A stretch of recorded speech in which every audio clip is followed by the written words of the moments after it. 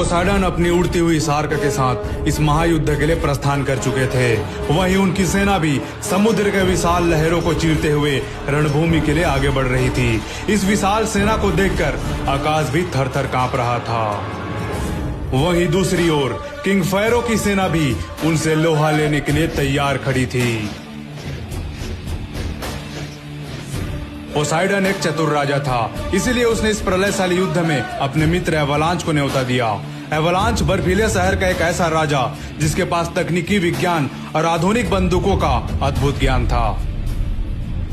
पूरे संसार में एवलांच ही एक ऐसा योद्धा था जिसका जन्म अंतरिक्ष के विशाल गहराइयों में हुआ था, जहां रोशनी भी अपना राह भटक जाए। उसके शरीर से निकलती हुई चमक जैसे कोई तारे से भी अधिक चमकती हो। उसकी आंखों में छुपी थी एक ऐसी अनंत कहानी जो अंतरिक्ष के अंधकार से भी पुरानी है।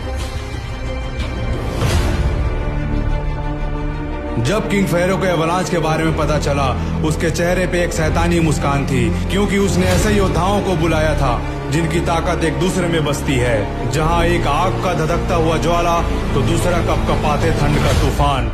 इस महायुद्ध में शामिल होने आ रहे थे ट्विन असैसिन। आने वाला समय इतिहास के एक नए दौर की शुरुआत करने वाला था। एक ऐसा दौर जो आने वाला भविष्य को लाल खून से सना इतिहास देने वाली थी। उस दिन हर योद्धा के भीतर एक ऐसी आग जल रही थी जैसे वो जंग में अपने दुश्मनों से भिड़ने के लिए तैयार हो।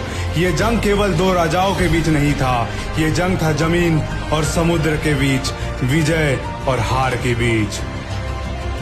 वहीं किंग पोसाइडन की सेना भी रणभूमि तक पहुंच गई थी, जिस सेना का नेतृत्व खुद बर्फ के राजा एवलांच कर रहे थे। वहीं दूसरी ओर वो भी आपस में टकराने वाले थे। सिल्वेनस, जिसके पास प्रकृति की असीम शक्ति समाई हुई थी, तो दूसरा नर्क का सम्राट था। एक जो जीवन देता है तो दूसरा मृत्यु।